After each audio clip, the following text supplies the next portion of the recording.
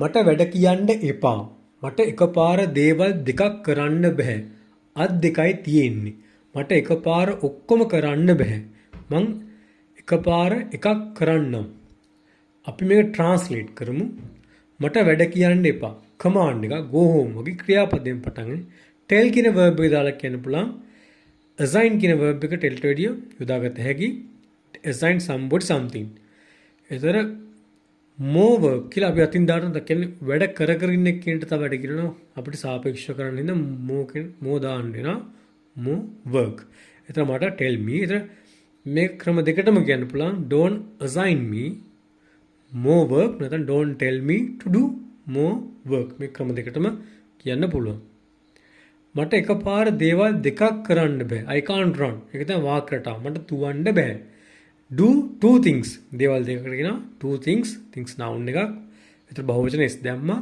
ඒතර එකපාර ගැන අපි භාවිතා කරන idiom එකක් තියෙනවා at once. ඒතර idiom එකක් වුණාම මේක වාක්‍යයක භාවිතා කරන්න පුළුවන් freely ඉස්සරහට prepositions නැතුව. ඒතර I can't do two things at once. at once වලට දාලා කියන්න පුළුවන් I can't do two things at once. අත් දෙකයි තියෙන්නේ. have has වාක්‍යයටාව. two hands.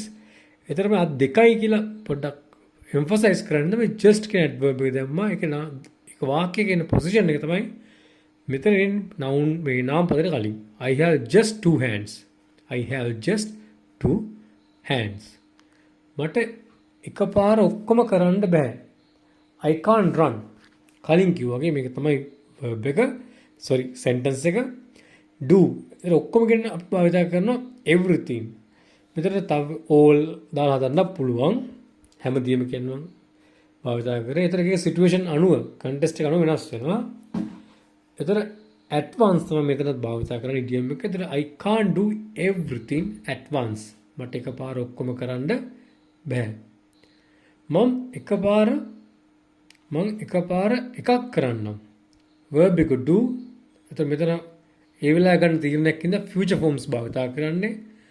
I will eat එකේ උදාහරණය at a time කියලා idiom එකක් එතන තියෙනවා. ඒතර one එකක් කියන one කියන determine එක දාලා ඒතර I will do one at a time.